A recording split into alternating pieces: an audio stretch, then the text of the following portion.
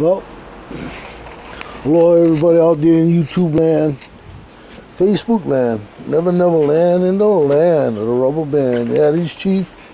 I was telling Ron about this.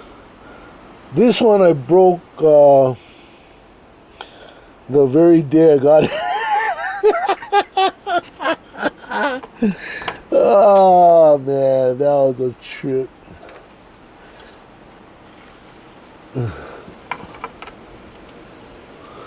And this is the one I broke last night. Let's see if I can find the tip for that one. I think I got it up here someplace. And oh wait, this is the shank of the one I broke last. This is the shank of the one I broke the very first time. This is the shank of the one I broke. Wait.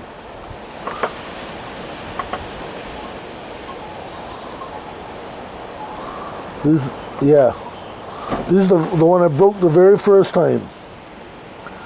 This is the one I broke last night. I don't know what happened to the cutting head on that thing. I thought I had it around here someplace. Anyway, yeah, I found out that in the case of these do-it-yourselfers,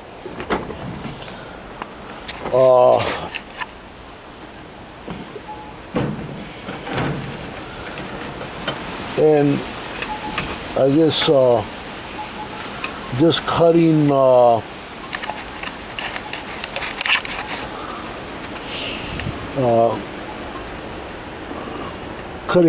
slots in round stock, or even milling a flat spot in round stock is really hard.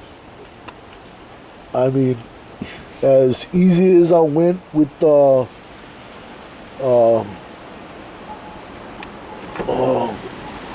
with my speed and all, it's still, I still broke end mills. And this is the other end mill I just broke. Broke the tip. See that one chunk I busted off the tip of this. I'm not sure what I'm going to be able to do about that. Probably not much. But what I might do with this is I saw,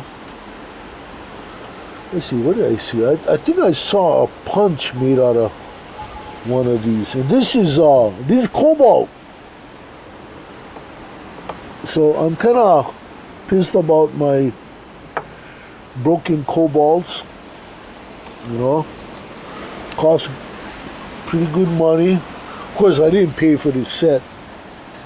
Well, I shouldn't say I didn't pay for the set. I paid for it, alright. The gate paid for it. So yeah, I paid for it. And then I paid for it again last night. Yeah, yeah. Anyway, wrecking yard, Ron, you're right. Fly cutter works better for milling flats, and I was doing that on this until I lost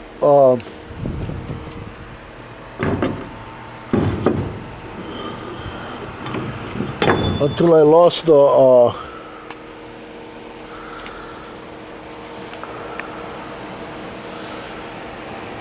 set screw. Yeah, don't mind me, I didn't sleep. I ended up getting up late last night, and I stayed up all till early morning milling this. And what I did was I chucked up my 7/16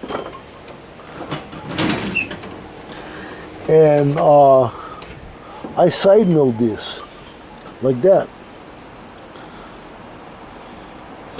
and it was in the side milling of this pin, because all I really need in this pin is one good flat, which I did here. I got a flat to transfer grease throughout this part of the hinge. I still have the outers, which will be actually collars,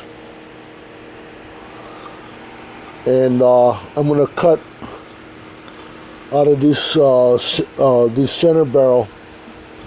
I'm gonna cut a collar for the end of this pin, and I'm gonna cut two other collars that are a lot wider than the end collars, maybe about 3 inches, and those will get welded to the gate. I'll put 4 collars welded to the gate, and then this barrel, this main barrel, will have a spacer, and there'll be 2 of them mounted on the post. And once the post is sunk and all this stuff is all mounted up, next thing I do is I take the gate out there. I use my uncle's jack, pick the gate up, push the gate into position, and I drop these pins in. There'll be Zerk fittings on the barrels, and this pin, the way I'm going to set it up, it will not be a floating pin. It'll only float inside the barrel. The top collar on the gate and the lower collar on the gate, I'm also going to drill holes in them. I'm going to mill flats, just simple flats in the pin on the top and on the bottom with the end mill, with this 7/16 end mill, and I'll sink 5/16 set screw into that top and bottom. And I also have some other set screws for the end collars, and like I said, the pin will not be a floater. I don't want it to float. I want it so that it stays solid inside the bore of the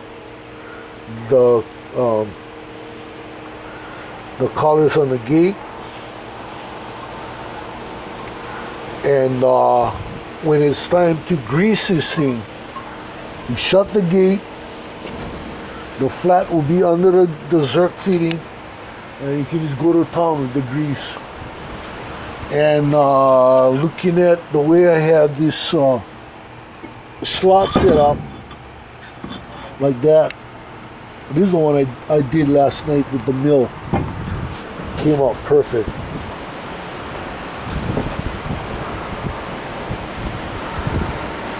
I'm figuring that you service it once a year and she'll be all good. There'll be enough grease in there and you'll never have to worry about wear. I wanted to take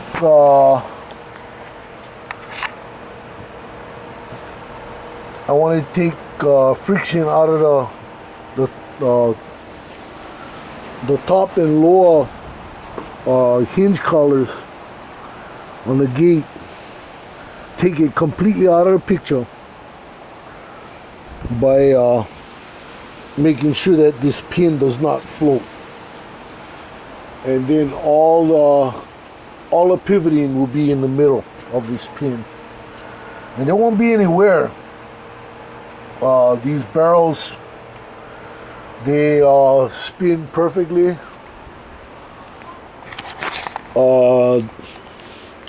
And with grease all up in there, there won't be any friction whatsoever. So, you know, as far as the design, well, I've been doing this since I was young, you know, cattle gates. I know Ruben made a comment about no pig getting through there. Well, I tell you what, Ruben, like I left in my other comment to you, that gate will stop a herd of angry Brahma bulls. No prob. That's how much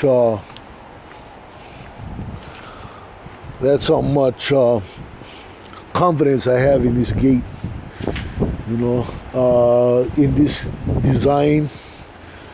What I've done with my hinges, as opposed to how Park Ranch did theirs, which was full floating pin in all 3 collars per hinge.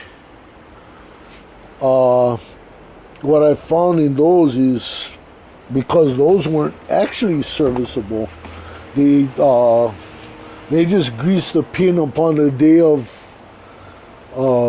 installing a gate, and over time the shorter collars broke off from the gate, and sometimes they put it on the corner post and they break off from the corner post, and the welding crew would have to go up and go fix the gate. I'm not thinking about doing too much fixing. I want to be able to install this and never have to deal with it, unless worst case scenario comes up,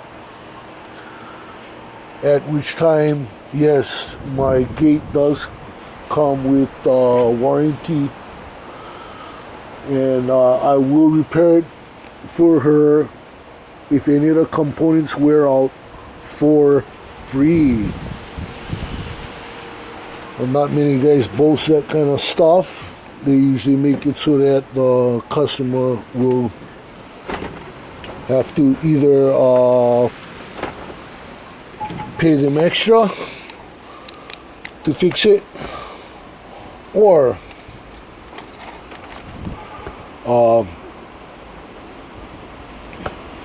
have somebody else come in and do it, if they can find somebody to fix it for free.